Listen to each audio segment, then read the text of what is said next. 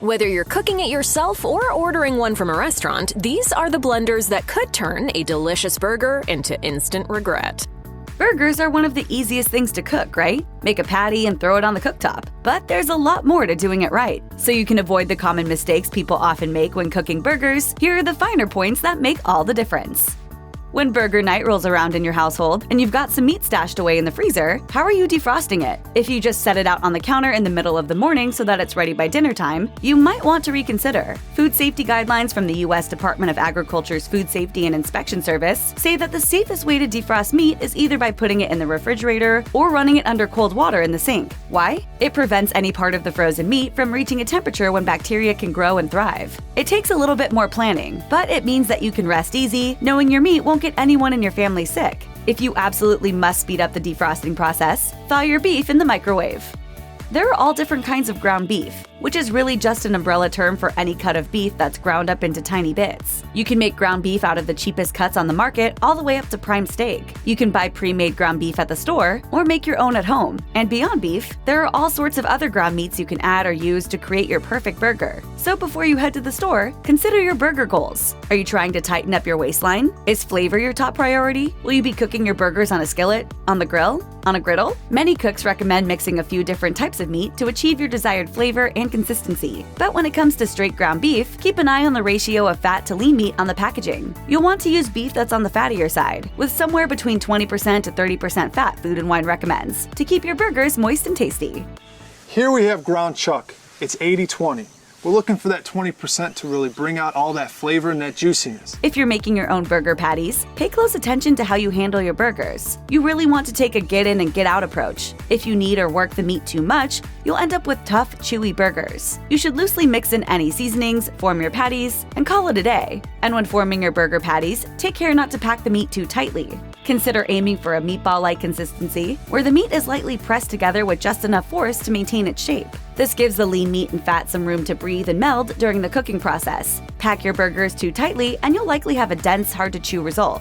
Have you got any floss? As for the shape of your patties, generally speaking, consistent size, shape, and density across all of your patties is the key. You want nice, even cooking throughout, as well as even cooking across all of your different patties. There's also a good reason why so many experienced barbecue cooks insist on putting a thumbprint in the middle of each patty. This little trick prevents your burgers from swelling up too much in the center, according to Delish. It's such a simple step, but it really helps a burger hold its shape during the cooking process. The secret is to move it as less as possible. The more you move it, the more chance you've got of breaking the burger. Before you go overboard and dump the contents of your entire seasoning rack into the bowl with your ground meat, take a deep breath and step back from the counter. Unless you legitimately hate the taste of whatever meat you're using, there's really no need to go overboard with seasonings and mix-ins. A burger should taste like a burger, and if you use too many fancy add-ins, you're going to completely overwhelm its flavor. You and your guests can always add more salt, seasonings, and toppings later, but it's almost impossible to remove these ingredients if you accidentally added too much. No chopped onions, no garlic, no soup mix, no mysteries, just salt. Why?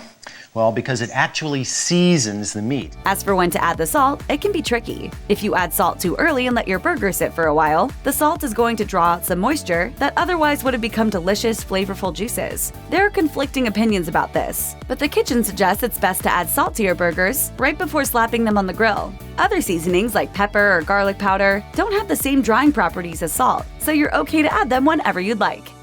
There's a lot of prep work involved in grilling burgers. Making the patties, taking off the grill cover, checking the weather to make sure you won't get drenched. But don't skip checking your propane level if you're using a gas grill. Otherwise, after a few minutes of grilling, you may notice that the grill isn't hot anymore, and your food isn't really cooking because you ran out. Unless you have a spare propane tank, you have to figure out how to finish cooking the burgers somewhere else. If you're not sure how to check, some grills are equipped with built-in weight sensors that can indicate roughly how much propane you have left. If you don't have one of those, you can weigh your propane tank on a scale, then refer to the printed empty tank weight to calculate how much fuel is left, according to Ferrogas. You can also pour hot water down the side of your tank, then feel for the level at which the tank is still cool to the touch. You'll feel it get extremely cold where there's propane in the tank. So from touch, I can tell this one's about halfway full. If you're in a rush to eat, you may have cranked up the grill and placed your burgers on the grate as it heated up. But you're doing yourself a disservice by not letting your grill preheat, Savor warns. It brings the grill up to temperature, which makes the food cook more efficiently, giving it more moisture, more flavor, and making it more tender. Preheating your grill to a high temperature sears the burgers, just like you might do with an expensive steak. Searing creates that wonderful brown crust that's just packed with flavor and can help keep juices inside your burger. That won't happen if you let your burger heat up slowly with your grill. Searing is a chemical process, known in the food world as the Maillard reaction. That reaction occurs when a food's sugars and amino acids react to produce flavorful compounds. Another bit of important grill prep is to take a few minutes and thoroughly clean your cooking surface. Think of it this way: you wouldn't toss raw meat into a gross, dirty, charred pan and then put it in the oven, would you? You should hold your backyard barbecue grill to the same standard. Even if your grill has a cover or lid, it still sits outside in the elements, collecting dust, dirt, yard debris, and other nasties. Plus, that charred residue can actually harbor bacteria and cause your burgers to stick to the grates, making it much more difficult for you to flip them or pull them off the grill intact. There are a number of different ways you can clean your grill, ranging from soaking the grill grates in hot, soapy water to a quick and dirty scrubbing or washing if you need your grill to be clean ASAP. Unless you're using a smoker to cook your meats over the course of an entire day, grilling isn't really a set-it-and-forget-it type of cooking method. It's easy to get distracted if you're manning the grill at a party, but you really need to give your burgers your full attention. Most grills have hot spots, areas that are much hotter than others, according to the kitchen. If you're not already intimately familiar with your grill, this could be a recipe for disaster if you're grilling up a dozen burgers for a crowd. If you turn away from your grill, even just for a minute or two, the patties on these hot spots could burn very quickly. And that's a recipe for disaster. Even if you are familiar with the hot spots on your grill, you still need to pay attention for the entire cooking time. Sometimes this means rearranging your burger patties during cooking to make sure none of them sit on the hot spots or cold spots for too long. Other times it means flipping some patties sooner than others. It's also a good idea to stay right next to your grill from a safety perspective. You can never be too cautious around open flames and hot coals or highly flammable gas. Who doesn't love a good cheeseburger? It's a simple concept, right? Cheese on meat. But there's actually an art to making the perfect cheeseburger, and it all comes down to timing. Cheese is fairly delicate and melts rather easily, so you really don't want to put your cheese on top of a screaming hot burger inside the grill. Do this and you'll end up with messy cheese all over the place, everywhere except the top of your burger.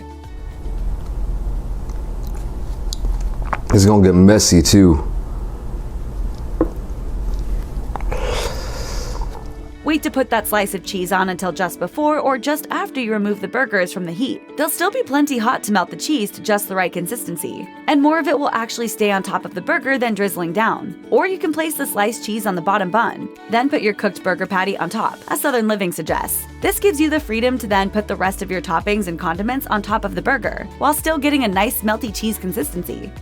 If you've seen your dad bring a knife outside and cut into one of the burgers to check for doneness, using the result to inform whether or not it's time to pull all the burgers off the cooking surface, don't model your behavior after him in this case. You're releasing all the juices you worked so hard to preserve throughout the cooking process. And checking your meat's color doesn't necessarily tell the whole story, especially if you're using a mix of meats or non-traditional burger meat. With ground beef, yes, you can use the pink color to help gauge your burger's doneness, but this just won't fly with a burger made of ground pork or turkey, which both tend to retain a pinkish hue even when they're thoroughly cooked. And what's thoroughly cooked? Technically speaking, you should never ever eat raw or undercooked beef, as it may contain harmful bacteria like E. coli. I also mid-rare, but it's like raw. It's little raw. So consider investing in a meat thermometer. This handy kitchen gadget removes all the guesswork out of cooking burgers and other meats. You can simply insert the probe and get the meat's temperature in a matter of seconds. For ground beef, the USDA recommends cooking burgers to an internal temperature of 160 degrees Fahrenheit. And if you're throwing some other entree on the grill at the same time as your burgers, you should know that the recommended cooking temperatures vary greatly for other types of meat.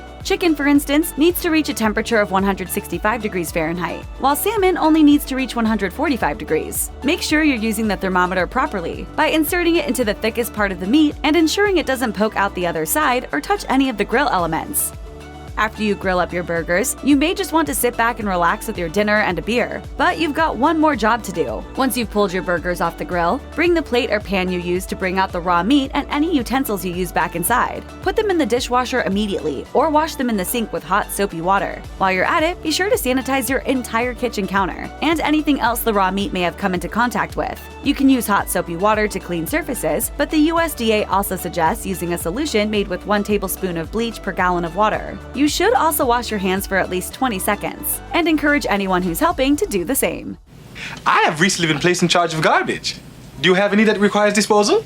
Making burgers is not quite as simple as it seems. There are a lot of pitfalls out there when you fire up the grill. These are the biggest mistakes that everyone makes when grilling burgers.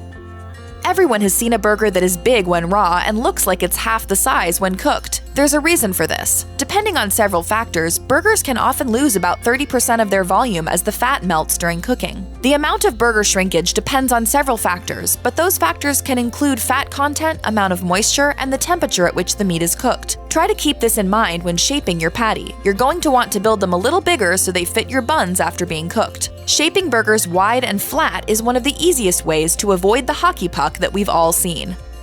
Try to remember that you're making burgers, not meatloaf or meatballs. A great burger is going to taste the same from the first bite to the last bite, and that means that you need to keep the fat evenly distributed within the patty. If you're standing there constantly mixing and working the ground meat, you will melt and mash a lot of the fat, and there goes that even distribution. The result could be a pretty dry, drab, tasteless burger. And that's just a sad waste of chewing. Keeping that fat distributed also helps the burger to cook more evenly. Overworking can make your patties completely uneven, leaving you with a burger that's thick in some areas, thin in others, and too rare in spots but too well done in other spots, leading to a rather disappointing taste experience overall.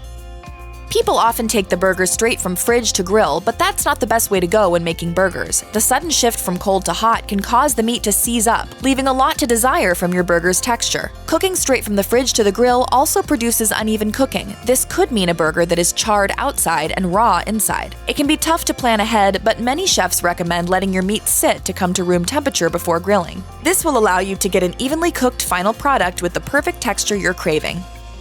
You don't want to overcook those burgers and turn them into hockey pucks, but you also don't want a bloody mess if someone was hoping for a medium to medium well burger. It's important to use the proper cooking time, but first you have to know what the proper cooking time is. Grilling burgers should be considered to be much like grilling a ribeye steak. None of this smash burger stuff for the grill just to get the sear as quickly as possible. It's about putting in the time and patience. James Zamory, a chef at Carnal in Bellingham, Washington, says that cooking your patty slowly and allowing it to rest on the cool side of the grill is your best bet. People assume burgers are normally hot and fast, but the properly grilled burger should take about 30 minutes from start to finish. So save the smashed patties for the flat top. Yeah, just another beautiful day in paradise. Another common mistake people make with burgers is taking the burger directly from the grill onto the bun. We get it, you're hungry and it looks delicious, but that burger is not yet ready to be enjoyed. Like any grilled meat, burgers need to rest before they are served. This allows the juices to redistribute and helps make for a more balanced flavor that won't make as much of a mess when you bite into it. When you go directly from grill to bun and eat right away, you're allowing those juices to escape before they've redistributed throughout the meat. So let that burger rest. The taste will be well worth those extra few minutes of waiting. A recent survey found that nearly 75% of burger lovers top their burgers with cheese, and other toppings were also in the mix, ranging from pickles and lettuce to ketchup, tomatoes, onions, and mustard. Burgers are fun to build, and everyone has a personal mix of their favorite blend of toppings and fixings, but you don't want to go so far with toppings that you can't taste the burger. One burger with four slices. Sorry, we can't do that. Just put 4 slices of cheese on a burger. Mike Puma, founder of Gotham Burger Social Club, says that 2 toppings and a sauce should be the limit. You want to have a burger that is pretty, of course, but it's not like it'll even be easy to eat if you can't bite into it. Aim for a burger that will fit in your mouth and one that doesn't have so many toppings that you forget there's a burger inside there. All the extra toppings can overwhelm the meat. And isn't the meat the point of enjoying a burger? Everybody loves a burger, but there can be too much of a good thing. From faulty cooking techniques to some questionable history, we explore the biggest burger myths you probably believe and let you in on the real facts. If you go to a fancy steakhouse for dinner and decide to get the burger, what does that burger look like when it shows up at your table? It's probably an enormous patty, 8 ounces at least, cooked medium rare on a grill and delicately balanced on a golden brioche bun. Then you pick it up and realize it's way too tall to fit in your mouth. You awkwardly take a bite that's 90% bread and watch half the patty slide out the back of the sandwich, covering your fingers in grease. You give up and eat the rest with a fork and knife. A huge steakhouse-style burger is a fun indulgence every once in a while, but there's no denying that the supersized patty throws everything out of whack. Thick burgers are tough to eat, which is a big issue for a food that's designed to be handheld. A burger isn't all about the beef, but instead works best when the patty harmonizes with toppings, condiments, and bun to create something greater than the sum of its parts. After all, if the beef patty was the main draw of a hamburger, we would all be eating them plain. A thin patty allows for a multifaceted taste experience, with no one component of the sandwich dominating another. Thin burgers don't fall apart in a soggy mess when you eat them either. Another thing you see at fancy burger places is burgers topped with expensive cheese. Now, we agree that fine imported cheeses are wonderful on a cheese board where they can be appreciated all on their own, but using them on a burger is oftentimes a waste. Not only do pungent cheeses disturb the delicate balance of flavors in a well-crafted burger, but they can lack the gooey, smooth, melty texture of an old-fashioned slice of American cheese. The truth is that the cheapest American cheese, which yes, we know is not technically cheese, that's available in your grocery store, might help make a better burger than the more expensive, name brand varieties. In fact, some tests concluded that American cheese product, which has so little cheese that it can't legally be labeled as cheese, perform better than competitors that contain 100% cheese. Likewise, expensive organic brands fell to the bottom of the rankings. It's reassuring to know that sometimes the cheapest option really is the best one.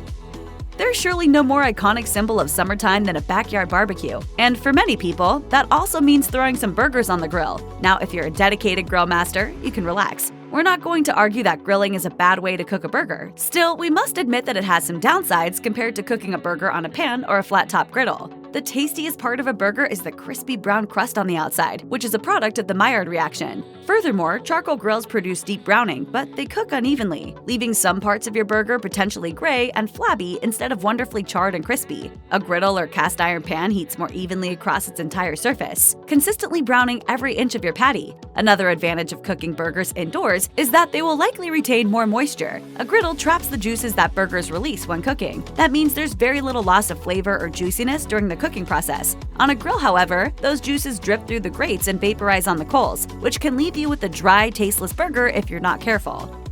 Proper seasoning is the foundation of all good food, and generally speaking, food tastes the most delicious if every component is well salted. That's why many people mix salt into their burgers before forming patties. Seasoning burgers this way ensures that they are evenly salted all the way through. However, pre-salting ground beef this way comes with a big downside. Cooks Illustrated tested 3 techniques for seasoning burgers. In one, they mixed salt throughout the patties. The second batch was left with salt sitting on the exterior of the burgers for half an hour. The third batch wasn't salted until the moment before it hit the grill. The third batch was by far the tastiest of the trio, with the second batch drying out on the outside and the first batch coming out with an unnerving sausage-like texture. So, what happened? Salt denatures the protein in ground meat, changing the texture and making it bind together more tightly. This is desirable in sausages like kielbasa and hot dogs, where you want textural cohesion, but it's off-putting in what should be a more loosely textured burger. This means that for tender, melt-in-your-mouth burgers, you should wait until the last minute to apply salt.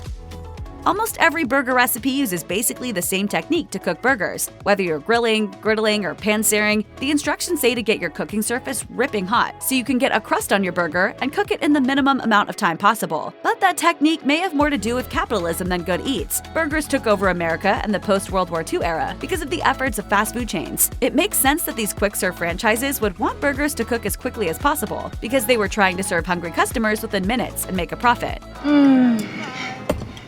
Don't you just love it when you come back from the bathroom to find your food waiting for you? At home, where you have the luxury of time, you can take as long to cook your burgers as you would like. Some smoked burgers take over an hour to prepare, but the effort rewards you with patties that taste more like barbecue brisket than anything you'd get from a drive-thru. If you want to think outside the burger box even further, you can try making steam burgers. Steaming burgers replaces the screaming hot pan with a gentle steam bath, a technique that produces a uniquely moist burger.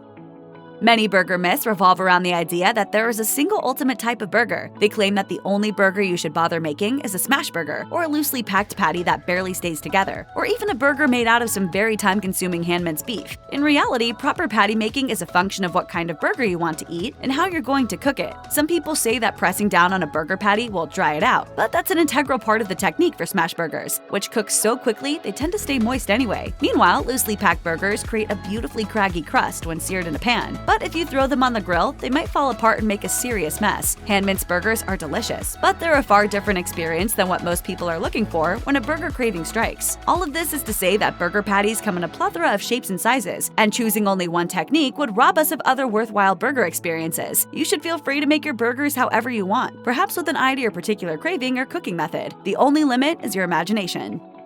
A bun is one of the things that helps to truly define a hamburger. Humans have been eating ground beef patties for a long time, but the innovation that changed the Salisbury steak into a modern burger was putting it on 2 pieces of bread. As time has progressed, the definition of a burger has grown to encompass a universe of traditional toppings and cooking techniques. You can, of course, consider relatively healthy bun substitutes if you're watching your carbohydrate intake, like the classic lettuce bun. Not all bun substitutions need to be about health, however. If you want to make an alternative bun burger, try making buns out of toasted ramen noodles. The options for replacing buns are almost limitless. This is perhaps the world's most pervasive burger myth. Scores of sources will typically say that you will ruin your burgers if you flip them more than once. Reasons for this recommendation vary, with some cooks claiming that excessive turning inhibits the formation of a browned crust, and others warning that burgers will stick if flipped prematurely. While certain types of burgers benefit from a single flip, particularly thin ones like smash burgers, other varieties of burgers turn out better if you flip them more frequently when cooking. Tireless burger myth debunker J. Kenji Lopez-Alt tested this out and ruled decisively in favor of flipping burgers frequently. His experiment concluded that large burgers cooked in a pan benefit from flipping constantly, with the best results coming from flipping every 15 seconds. All told, frequent rotation browned the burgers much more evenly than flipping only once. The inside cooked more evenly too, with almost no overcooked meat in the interior of the patty. The interior of the one-flip burgers, by contrast, featured a ring of dry meat on the outside and a slightly underdone center, which is generally a bad idea when you're dealing with ground meat. Hopefully, this information will help you the next time a burger know-it-all shames you for touching your patties too much at a backyard barbecue. The fast food cheeseburger is the ultimate symbol of cheap decadence, a calorie bomb that will make you gain weight and lead you to an early grave. Most burgers you encounter in the wild are indeed patently unhealthy. Don't sell me, Ed, please. I want to stay here with you! We love you, Ed! But burgers can be a part of a healthy diet if you prepare them in the right way. Pat LaFrida has debunked the unhealthy burger myth. LaFrida, who supplies beef to many of America's most expensive restaurants, says that his professional bodybuilder friends eat a ton of burgers without it necessarily affecting their health. He notes that depending on the cut, beef can have a fat content under 5%. Even with fattier ground beef, a large percentage of that fat melts away while the burgers cook. As long as you stay away from relatively high-fat condiments like mayo, bacon, and cheese, a burger can qualify as lean protein. Beef can be a beneficial part of a nutritious diet, especially for people with active lifestyles or those at risk of anemia. It's an excellent source of complete protein and is high in nutrients like iron, niacin, zinc, and vitamin B12. It also contains creatine, which may help build muscle strength. No wonder bodybuilders can't get enough of the stuff.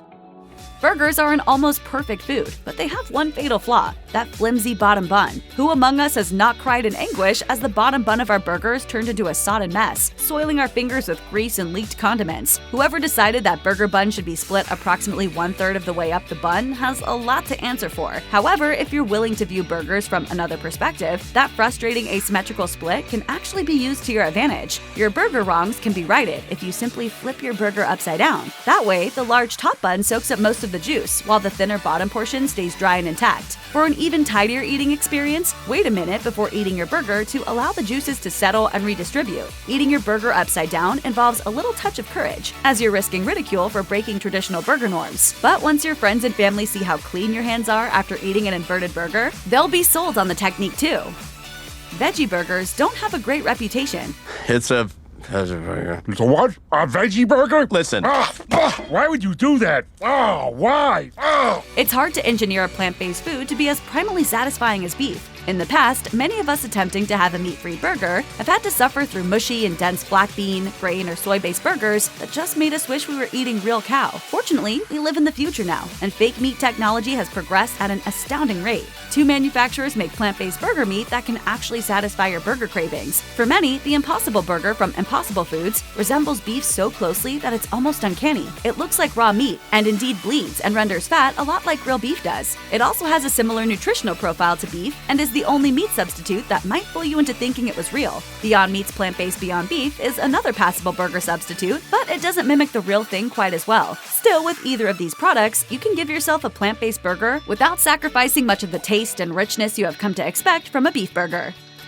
Louis' Lunch is a leading restaurant in the history of the hamburger in America. Founded in 1895, the New Haven, Connecticut restaurant claims to have invented the hamburger sandwich in 1900, when a customer asked for a handheld lunch. The restaurant's long history might qualify it as America's oldest continually running burger place, but its claim to being the originator of the burger has been thoroughly debunked. The New Haven Register discovered that there are several references to hamburger sandwiches in American newspapers from 1894, 1 year before Louis' Lunch was founded and 6 years before they claimed to have invented the hamburger. The first was an ad for burgers at Barney's Saloon from the Shiner Texas Gazette. Later that same year, the San Francisco Chronicle and the Chicago Tribune both wrote articles about nightlife characters eating burgers from carts on the street. So, who invented the burger?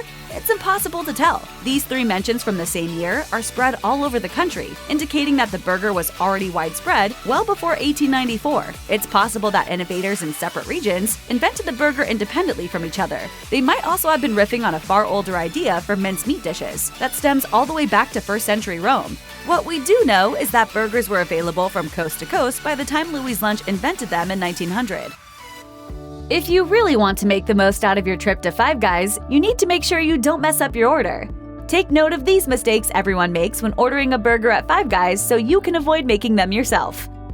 A big part of what makes Five Guys stand out from the competition is the almost unlimited options for burger customization. Five Guys customers have more than 250,000 ways to top a burger, so it comes out just to their specifications. That gives you no excuse not to get creative when it comes to designing your ideal burger.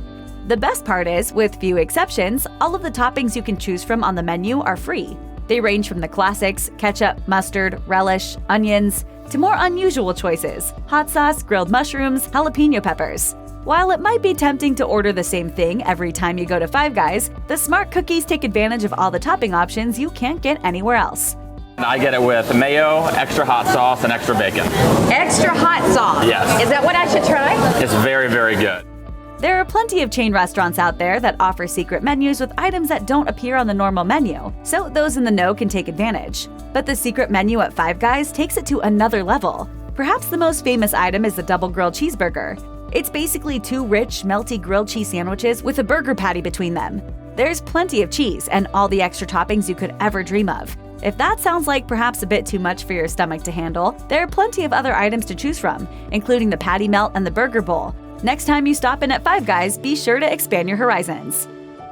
Lots of food connoisseurs won't eat beef unless it's red or pink in the middle. Well done might as well be anathema to them. But don't dare to try to order a medium rare burger at a Five Guys because they simply won't make it for you. The chain only sells well done burgers, no exceptions. This policy probably has to do with food safety. As delicious as a medium rare burger is, it's not technically safe to eat. Unlike steak, burgers have to be cooked all the way through, since the surface of the meat, where the harmful bacteria can grow, is incorporated into the whole burger during the grinding process. Five Guys is likely just covering its bases and making sure its customers don't get sick. That said, even though the chain's burgers are cooked through, they're still as juicy as can be.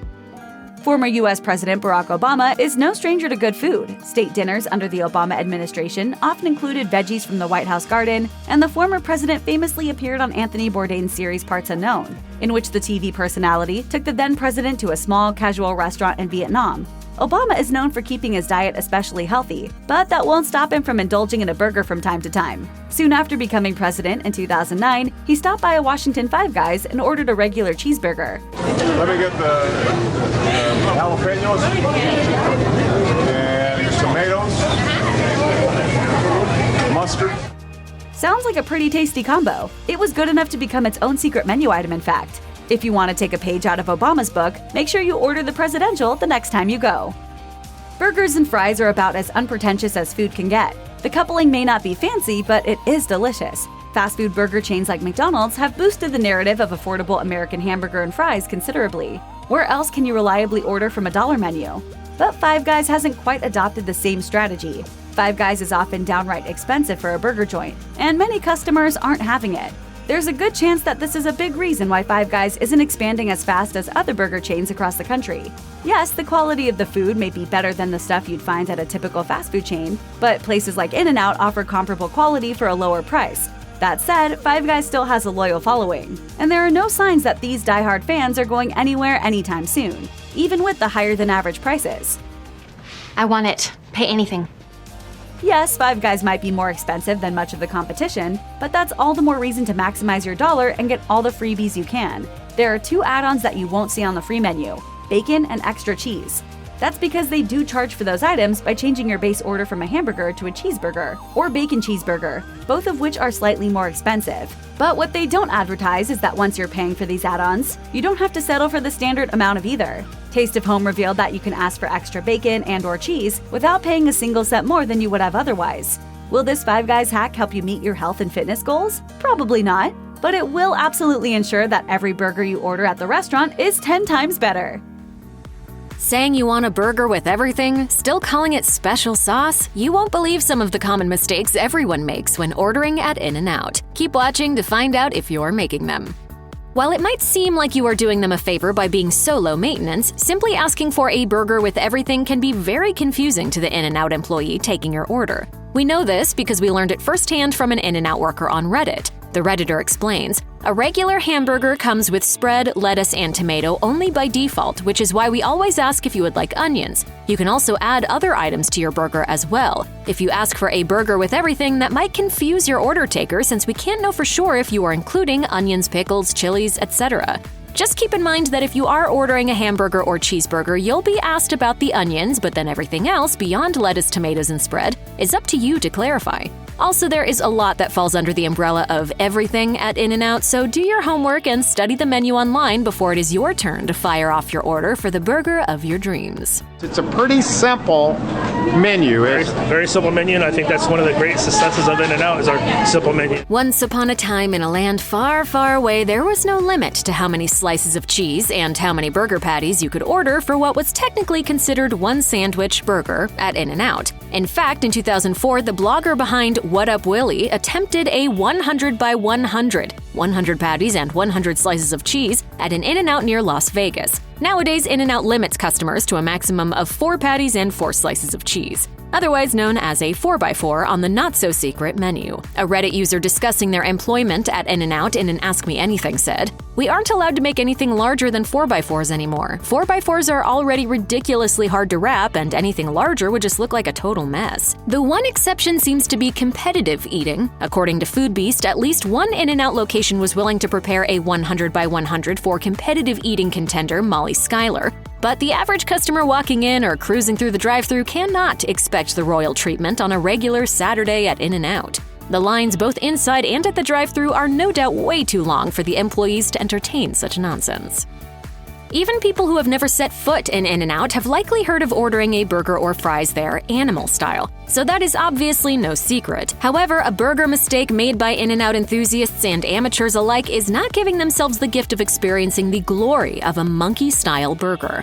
What exactly is a monkey-style burger at In-N-Out? According to Food Beast, it's any In-N-Out burger topped with animal-style fries. We know it's hard to wrap your head around, but apparently it's a thing, and likely a very delicious thing. To clarify, animal-style fries are slightly different from animal-style burgers. The animal-style fries are In-N-Out French fries topped with the chain's famous spread, cheese, and grilled onions. While Food Beast notes that not all In-N-Out employees are willing to indulge in the monkey-style concoction, since it's obviously quite messy, it's definitely a mistake to never even try ordering this secret stuffed burger. This is especially true if you're one of those people who likes their fries squished between 2 pieces of bread in a sandwich. This burger is definitely for anyone with that taste. Worst case scenario, you may need to order a burger and animal-style fries and build it yourself.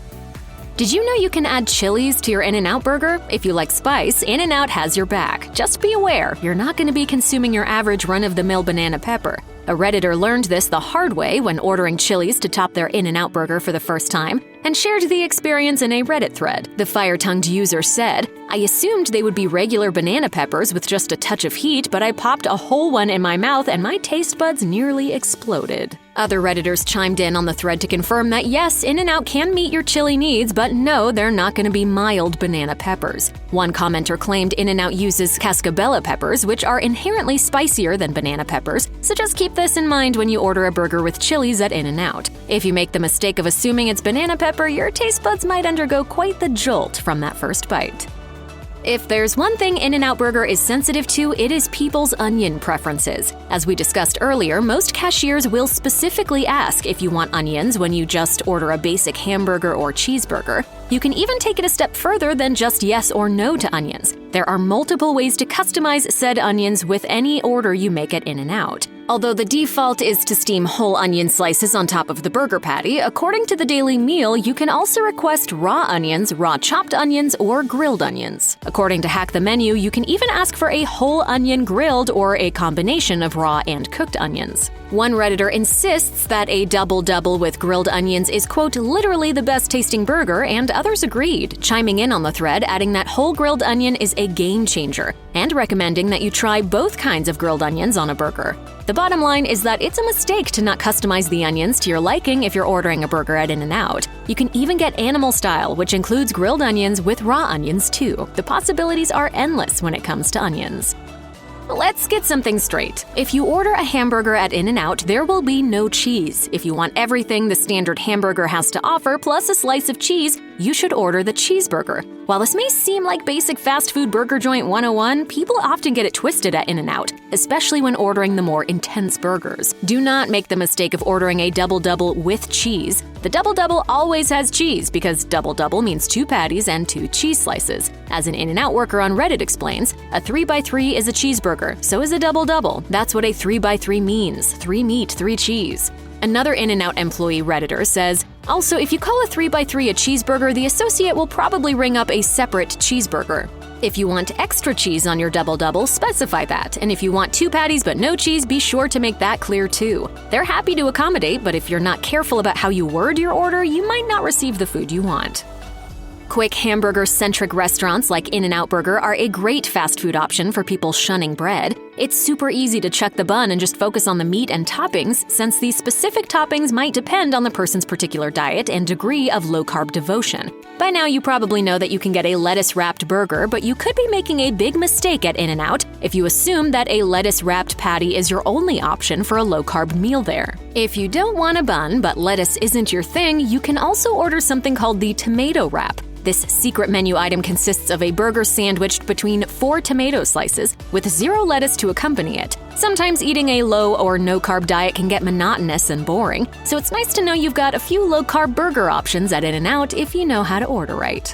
The keto diet is unique in that it isn't simply an eat this, not that low-carb diet. It involves calculating the right percentage of fats, proteins, and carbs for a person depending on their goals. In fact, there are a lot of foods you think you can eat on the keto diet, but you actually can't. And while vegetables are certainly something that's allowed, they do account for some carbohydrates. If you've hit your max carb count for the day, the best option at In-N-Out Burger might be a non-published menu item known as the Flying Dutchman. If you order this item, you will receive 2 slices of American cheese sandwiched between 2 beef patties, according to the Statesman Journal. If you're committed to sticking to your macros on keto, it would be a mistake to assume your only option at In-N-Out is a lettuce-wrapped burger with tomato.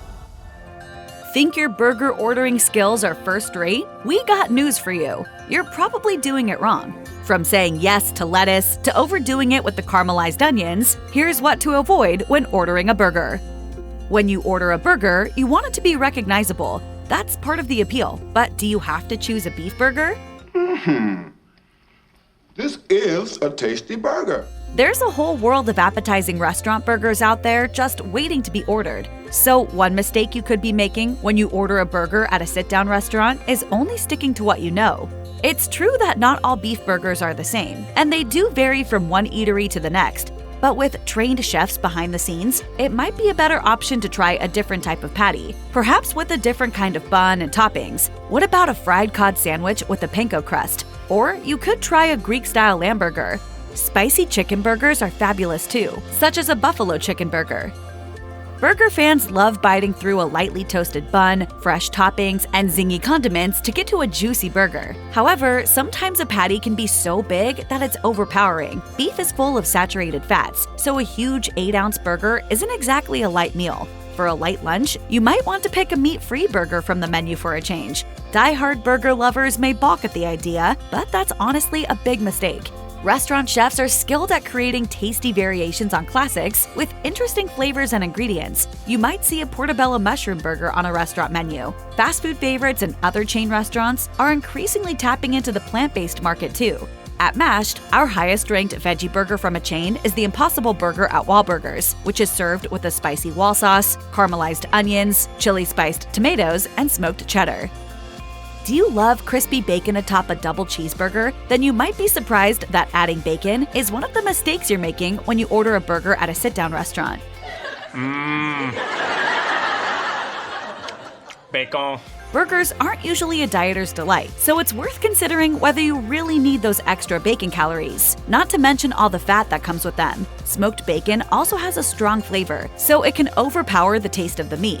And let's face it, at certain restaurants, the bacon served on burgers isn't always crisp. Sometimes it can even taste a little cold and fatty, so adding a thin and unimpressive slice of bacon on your burger hardly seems worth it.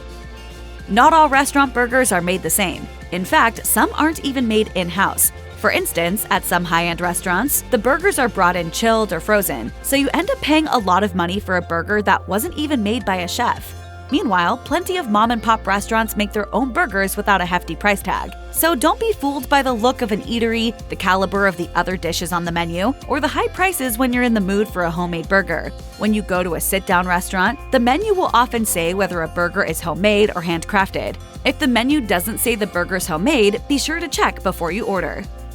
From takeout coffee to restaurant dishes, customizing orders is almost a national pastime. However, trying to customize your burger order too much can be a mistake. Ordering everything off the menu, by the way. When you dine out, you get to taste dishes you wouldn't ordinarily make at home. So there's a lot to be said for going with the burger concept that a culinary expert has come up with.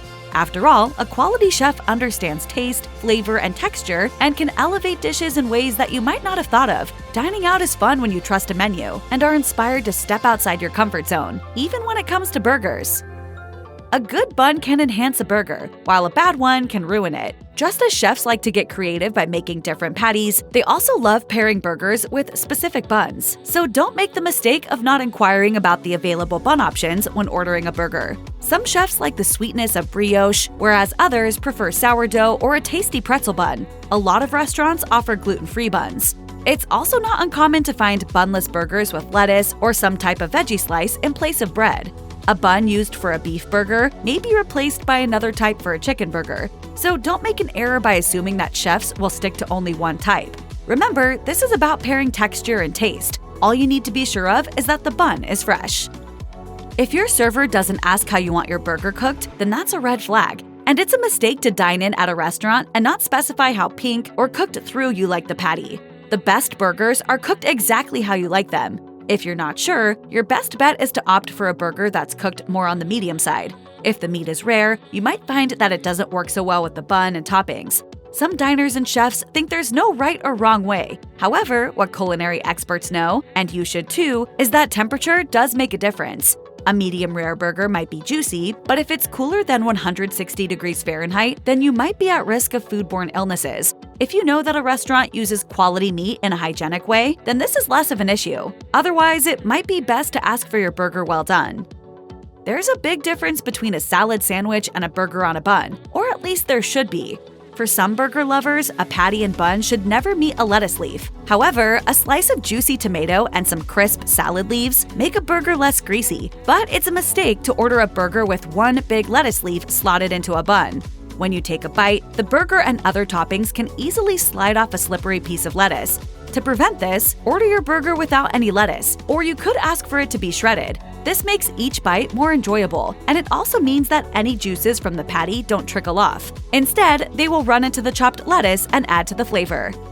Even a classic burger comes with toppings, but it's a mistake to load it with too many toppings. The burger is the star, and the toppings are extras meant to complement the flavor of the meat, not overtake it. So no matter how good caramelized onions are, they should always enhance the taste of the patty. Less can be more with toppings that are powerfully tasty. A spicy burger with hot sauce and blue cheese crumbles promises heat and tangy creaminess with a yummy umami lift. However, add too much cheese or sauce, and the flavor of the meat is lost. Moreover, a loaded burger can be almost impossible to eat without making a mess. And who wants onions falling out and sauces dripping down at a sit-down restaurant? So you might want to say no to burgers that come with fries and onion rings inside the bun. Keep sides as sides, not toppings. Ketchup, mustard, mayonnaise, and pickle relish are classic burger condiments. However, you should still ask your server for some extras that are a little different. Or you might want to order some special ingredients from the kitchen that pair with your patty. If you are dining on a Wagyu burger with Asian-style toppings, such as a spicy slaw, then you can add some wasabi to your bun too. Ah, wasabi! Wasabi in my nostril! Caramelized onions give your burger a tangy sweetness, while spicy mayo made with Cholula hot sauce or sriracha adds heat. What about some buffalo sauce, barbecue sauce, or creamy garlic mayo? You don't have to stop at savory condiments either. A sweet and spicy sauce can also bring out the flavor of a burger in an interesting way.